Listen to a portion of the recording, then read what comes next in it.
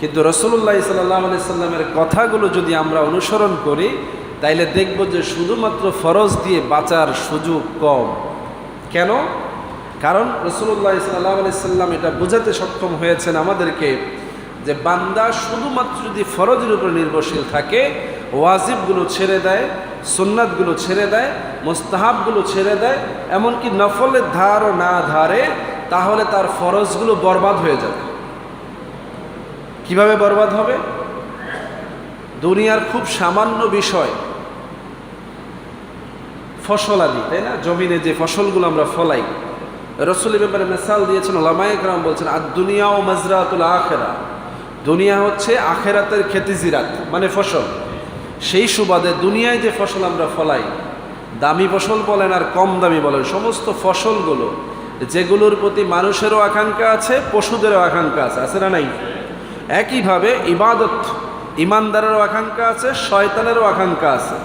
ইমানদার ইবাদতের বিনিময়ে রিজিক প্রাপ্ত হয় জান্নাতে, দুনিয়াতে, আর শয়তান মানুষের এই আমলগুলোকে নষ্ট করে নিজের সন্তুষ্টি লাভ করে দুনিয়াতে, আছে না নাই?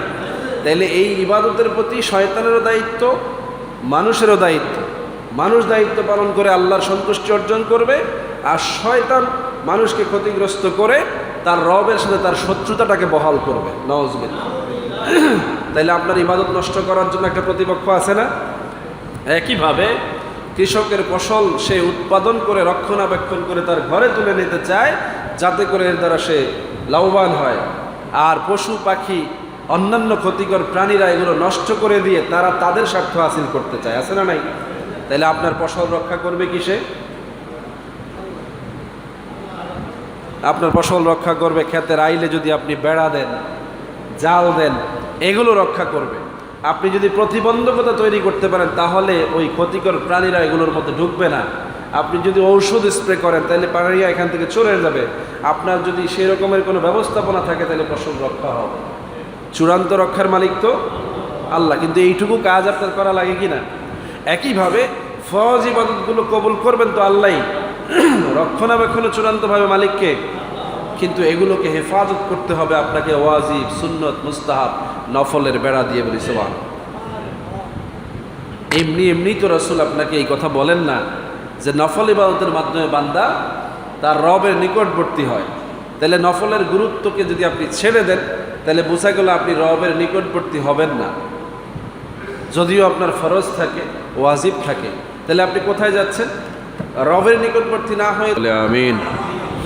এই ধারাবাহিকতায় গত 1445 বছর ধরে যারা নবী, আম্বিয়া, গাউস, কুতুব, আলী, আবদালদের দেখানো পথ ধরে নিজেদের জীবন সাজিয়েছেন, আমল করেছে, আল্লাহ রাব্বুল আলামিন তাদের ব্যাপারে কোরআনের মধ্যে নসিহত করেছেন।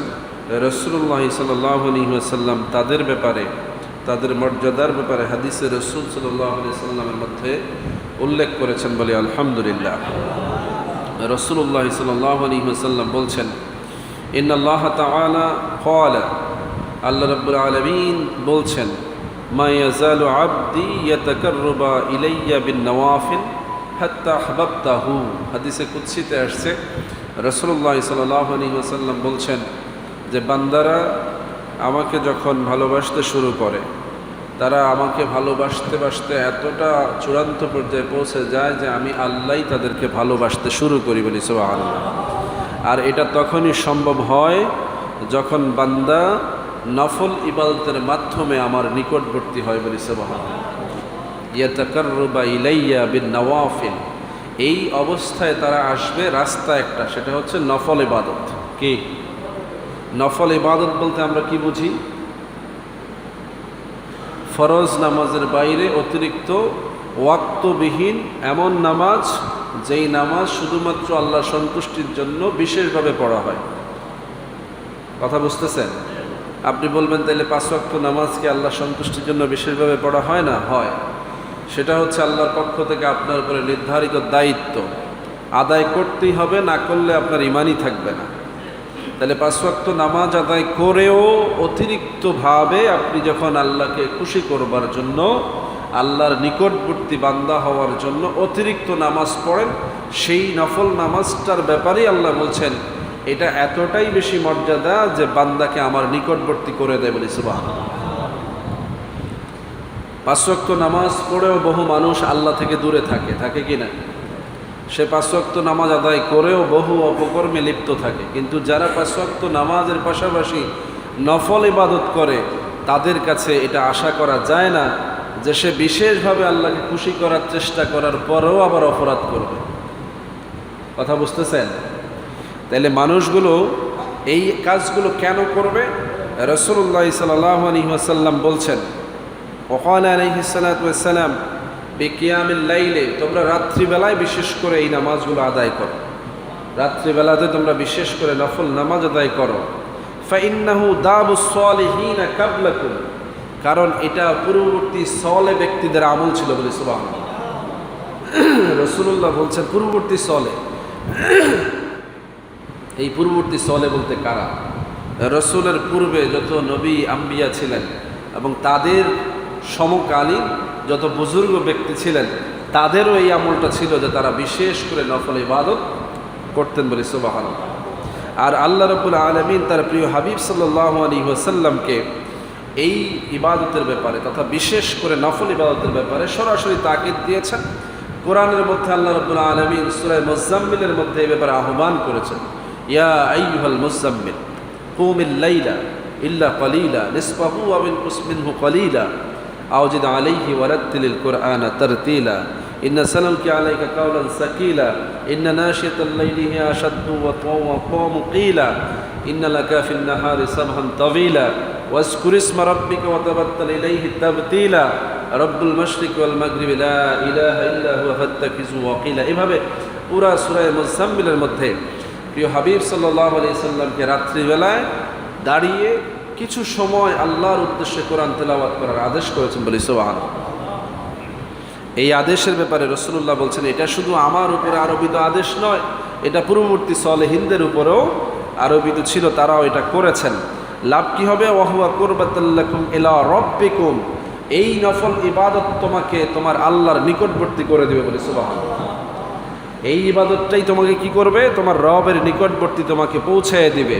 আল্লাহর সাথে নৈকট্য হাসিল করার এই একমাত্র রাস্তা, এটা হচ্ছে নফল ইবাদত, বলি সুবহানাল্লাহ। ওয়া মাগফিরাতুল লিসাইয়্যাত, এবং যে তোমার গুনাহগুলো হয়, অপরাধগুলো হয়, এগুলো সেটাকে মোচন করে দিবে। নফল ইবাদত তোমার গুনাহগুলোকে মিটাইয়ে দিবে। রাসূলুল্লাহ বলছেন, ওয়া মানহাতুন মিনাল ইসম, আর এটা হচ্ছে পরিপূর্ণভাবে গুনাহ থেকে বিরত থাকার রাস্তা। গুনাহ যে মানুষ করে, এটা নফল ইবাদত না থাকার কারণেই করে, এবং গুনাহগার হিসাবে সে যে জাহান্নামী হবে, এটা নফল ইবাদত না থাকলেই হবে। কথা বুঝতেছেন? আপনি ফরজ ইবাদতগুলো করতেছেন আর নিজেকে মনে মনে জান্নাতি ভাবতেছেন, কোনো সন্দেহ নাই যে আপনি জান্নাত পেতে পারেন। কিন্তু রাসূলুল্লাহ সাল্লাল্লাহু আলাইহি সাল্লামের কথাগুলো যদি আমরা অনুসরণ করি, তাইলে দেখব যে শুধুমাত্র ফরজ দিয়ে বাঁচার সুযোগ কম। কেন? কারণ রাসূলুল্লাহ সাল্লাল্লাহু আলাইহি সাল্লাম এটা বোঝাতে সক্ষম হয়েছেন আমাদেরকে যে বান্দা শুধুমাত্র যদি ফরজের উপর নির্ভরশীল থাকে, ওয়াজিবগুলো ছেড়ে দেয়, সুন্নাতগুলো ছেড়ে দেয়, মুস্তাহাবগুলো ছেড়ে দেয়, এমনকি নফলের ধারও না ধারে, তাহলে তার ফরজগুলো বরবাদ হয়ে যাবে। কিভাবে বরবাদ হবে? দুনিয়ার খুব সামান্য বিষয়, ফসলাদি, তাই না? জমিনে যে ফসলগুলো আমরা ফলাই, রাসূল এর ব্যাপারে মিসাল দিয়েছেন, উলামায়ে কেরাম বলছেন, আদ-দুনিয়া ও মাজরাতুল আখিরা, দুনিয়া হচ্ছে আখিরাতের খেতিজিরাত, মানে ফসল। সেই সুবাদে দুনিয়ায় যে ফসল আমরা ফলাই, দামি ফসল বলেন আর কম দামি বলেন, সমস্ত ফসলগুলো যেগুলোর প্রতি মানুষেরও আকাঙ্ক্ষা আছে, পশুদেরও আকাঙ্ক্ষা আছে, আছে না নাই? একইভাবে ইবাদত, ইমানদারেরও আকাঙ্ক্ষা আছে, শয়তানেরও আকাঙ্ক্ষা আছে। ইমানদার ইবাদতের বিনিময়ে রিজিক প্রাপ্ত হয় জান্নাতে, দুনিয়াতে, আর শয়তান মানুষের এই আমলগুলোকে নষ্ট করে নিজের সন্তুষ্টি লাভ করে দুনিয়াতে, আছে না নাই? তাইলে এই ইবাদতের প্রতি শয়তানেরও দায়িত্ব, মানুষেরও দায়িত্ব।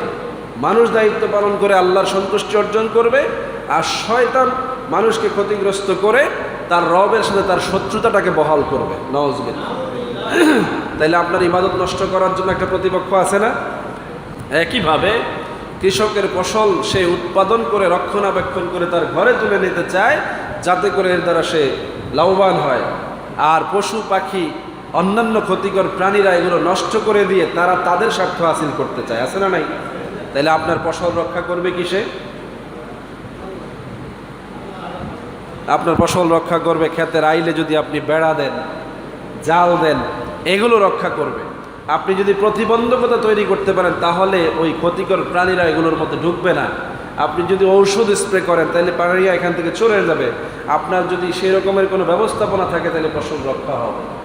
চূড়ান্ত রক্ষার মালিক তো আল্লাহ, কিন্তু এইটুকু কাজ আপনার করা লাগে কি না?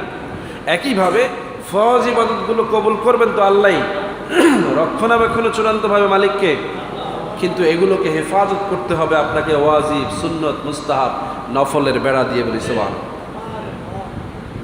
এমনি তো রাসূল আপনাকে এই কথা বলেন না যে নফল ইবাদতের মাধ্যমে বান্দা তার রবের নিকটবর্তী হয়।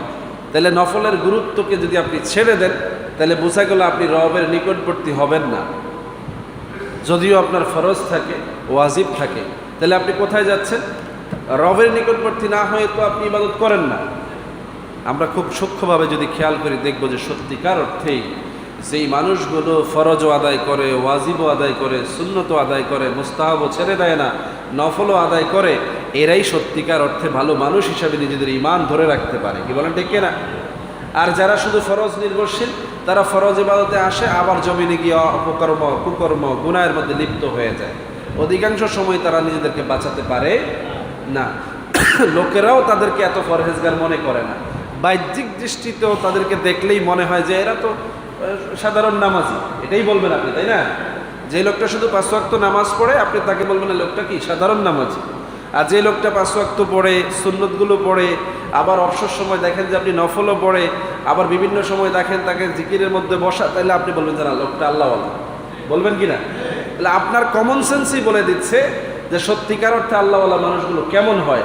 আর রসুলের হাদিস তো বলছেই যে নফল ইবাদত ছাড়া নিজেকে বাঁচানো সম্ভব হবে, এই ইবাদতগুলো ছাড়া আল্লাহর বন্ধু হওয়া যাবে না। তো আপনি আল্লাহর বন্ধু হওয়ার 2টা ক্যাটাগরি আছে। একটা হচ্ছে আল্লাহর ওলি, যারা একেবারে মর্যাদাবান মানুষ, তারা একটা স্তরে চলে যাবে, তারা আলেম হবে, তারা কারি হবে, হাফেজ হবে, তাদের বিশেষ যোগ্যতা থাকবে। কিন্তু আবেদরাও আল্লাহর ওলি হবে। আবেদ বলতে যারা নামাজ রোজা করবে, হজ যাকাত দিবে, নফল ইবাদত করবে, এরাও আল্লাহর ওলি হবে। এদের মর্যাদাটা আলেমদের চেয়ে কম হবে, কিন্তু এরাও আল্লাহর বন্ধু হবে। সুবহানাল্লাহ বলবেন না? আপনি আমি যদি ওইটুকু চেষ্টা করি তাহলে আমাদেরকে নফলের দিকে আসতে হবে কিনা বলেন? মুস্তাহাবের দিকে আসতে হবে। আমাদের সমাজে যারা আল্লাহওয়ালা আলেম ছিলেন তারা আমাদেরকে খুব চিন্তা বিবেচনা করে রসুলের এই হাদিসগুলোর উপরে গবেষণা করেই এমন একটা স্ট্রাকচার দিয়ে গেছেন যেটার উপরে আমরা যদি টিকে থাকতে পারি তাইলে আমরাও আল্লাহওয়ালা লোকদের সাথে আল্লাহওয়ালা হতে পারবো। বলি সুবহানাল্লাহ। আমাদের দেশের সাধারণ মানুষ সেই চেষ্টাই করে। কি বলে, ঠিক না? আলেমদের সাথে, আল্লাহর ওলিদের সাথে, পীর সাহেবদের সাথে মিলেমিশে তারা আমল করে। পীর সাহেব যা করে তারাও তাই করার চেষ্টা করে। এখন আপনি বলেন পীর সাহেবের যোগ্যতা আমাদের চাইতে বেশি না? তারা আলেম, বিশেষ ক্যাটাগরির আলেম, কোরআন হাদিস ভালো বোঝে, তাদের সুন্নত নফল মুস্তাহাব কোনোটা ছুটে যায় না, তারা দুনিয়া নিয়ে এত পেরেশান না, তারা মানুষের উপর এত জুলুম করে না, তারা অনেকভাবে নিজেদেরকে বাঁচাইয়া চলে। কি বলে, ঠিক না? আমরা তাদের সাথে একত্রিত হয়ে একই মজলিসের থেকে যখন আশা করি যে না আমরা ভালো লোকের সাথে আছি, তখন কোরআনের আয়াতের বাস্তবায়ন হয়। ইয়া আইয়ুহাল্লাযীনা আমানু কুনু মা'আস সাদিকিন, হে ঈমানদারেরা তোমরা ভালো লোকের সাথে সঙ্গ ধারণ করে থাকো। বলি সুবহানাল্লাহ। তাহলে কি হবে? তোমরা সফল কাম হবে। বলি সুবহানাল্লাহ। তাইলে আমার আপনার আলেমের নিকটবর্তী হওয়ার রাস্তাও হচ্ছে নফল মুস্তাহাব ইবাদত, আল্লাহর নিকটবর্তী হওয়ার রাস্তা হচ্ছে নফল মুস্তাহাব সুন্নাত ওয়াজিবগুলো। কি বলেন, ঠিক না? ফরজ তো আপনাকে পালন করতে হবে, ফরজ পালন না করলে তো ইমানই থাকবে না। ইমানদার হওয়া আর আল্লাহওয়ালা হওয়া একটু ডিফারেন্স আছে না? যারা কালেমা পড়ে, 5 ওয়াক্ত নামাজ পড়ে, তারা ইমানদার। কিন্তু আল্লাহওয়ালা কারা? যারা আল্লাহর বন্ধু হয়ে যায়, আল্লাহর নিকটবর্তী হয়ে যায়, যাদেরকে আল্লাহ পছন্দ করেন, যাদের কথা আল্লাহ কখনো ফিরাইয়া দেন না। তাহলে আমাদের টার্গেট কি শুধুমাত্র ইমানদার হওয়া না আল্লাহওয়ালা হওয়া? কি বলেন, কি হতে চাই আমরা? আল্লাহওয়ালা হতে চাই না? তাহলে আল্লাহওয়ালা হওয়ার রাস্তা তো এই সমাজে চালু আছে। আলেমরা আমাদেরকে আল্লাহওয়ালা হওয়ার রাস্তাটাই চালু করে দিয়েছেন, আমরা সেটা ছেড়ে দিয়ে শুধু ইমানদার হতে চাই। এটা কি ভালো কথা? বোঝেন নাই কথাটা? আমরা নফল ছেড়ে দিচ্ছি, মোস্তাহাব ছেড়ে দিচ্ছি, সুন্নত ছেড়ে দিচ্ছি, শুধু ফরজ ওয়াজিব ইত্যাদি পালন করে আমরা ইমানদার থাকতে চাচ্ছি। তাইলে আমরা শুধু ইমানদার হয়ে বাঁচতে পারবো কি পারবো না এটার গ্যারান্টি তো দিতে পারতেছি না, কি বলে ঠিক না? কারণ ইমান ছুটে যাওয়ার ভয় হর হামেশাই আছে। সম্মানিত হাজিরিন, এই কথাটা এজন্য বলছি যে আমাদের সমাজে নফল ইবাদতের ব্যাপারে মানুষের যতটা আগ্রহ, অনেক সমাজে এগুলো নাই, কি বলেন ঠিক না? আর আমাদেরকে নিয়ে এগুলোই সমালোচনা করা হয় যে হেরা ফরজের দিন বেশি নফল ওয়াজিবের বেশি গুরুত্ব দেয়, এটাই বলে, তাই না? কোন নফলগুলোকে আমরা গুরুত্ব দিই? যেমন রমজান মাসের রোজা আমাদের সমাজে রাখে কি না? রাখে না? ফরজ আছে না নাই? এরপরেও শাওয়ালের রোজা রাখে কি না? এরপরেও অন্যান্য মাসের রোজা রাখে কি না? তাহলে ফরজ ঠিক রেখে আমাদের সমাজে অন্যান্য নফল মোস্তাহাব সুন্নত রোজাগুলো রাখার প্রচলন আছে, আলহামদুলিল্লাহ। আমাদের সমাজে 5 ওয়াক্ত নামাজের মসজিদ আছে না নাই? জুমার মসজিদ আছে না নাই? নামাজ হয় কি না? ব্যাপক মুসল্লি আসে। এই ছাড়াও রাত্রেবেলায় বিভিন্ন সময় যখন বিভিন্ন দিবস আসে, শবে বরাত, শবে কদর, মেরাজ, মহরম, আশুরা, এগুলো যখন আসে তখন কি লোকেরা বিশেষ ইবাদতে আসে না? তাইলে এই সমাজে ওই সময়গুলোতে বিশেষ বিশেষ সময়েও কিছু কিছু নফল ইবাদত করার প্রচলন আছে। তাইলে এখানে আল্লাহওয়ালা লোকের সংখ্যা বেশি না কম? বেশি। কথাটা বুঝতে পেরেছেন? এই সমাজে আল্লাহওয়ালা লোকের সংখ্যা বেশি। তো যারা আমাদেরকে এই সকল কাজগুলোকে বাধা দেয়, নফল ধর্মিয়া রাহেন, ফরজ ঠিক করে আগে, নফল দরকার নেই, আরে আপনার ফরজ ঠিক করে নফলের কি দাম, এরকম বলে না অনেকে, আছে না? এই ধরনের ফেরকাবাজি করে তারা মূলত আমাদেরকে নফলগুলো থেকে সরায়, ওস্তাহাব থেকে সরায়। আরে মিলাদ কিয়াম দরকার নেই মিয়া, রসুলের উপরে দুরূদ ইব্রাহিম বললেই হয়, আছে না নাই? বিভিন্নভাবে আপনাকে বলবে এই রাত্রেবেলায় গিয়ে একদিন, বছরে একদিন আপনি মসজিদে গিয়ে কান্নাকাটি করলে লাভ হবে। হারা বছর তো আর আল্লাহর দ্বারে কান্দেন না, হারা বছর কান্দে না, তুমি কেমনে কইলা? রাত্রেবেলা প্রত্যেকের ঘরে কি তুমি যাওনি? এই এলাকায় মানুষ তাহাজ্জুদ পড়ে না? এখানে তাহাজ্জুদ গুজার মানুষ নাই একজনও? 2-1 নাই? আছে তো। তাহলে এই সমাজে প্রত্যেকটা আমলই কি আছে?